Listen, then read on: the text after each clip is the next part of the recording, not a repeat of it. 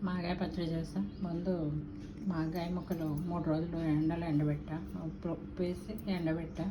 ఇవి బాగా వెండిన తర్వాత దీంట్లో ఉప్పు, కారం, కొద్దిగా పసుపు వేసి కలిపా.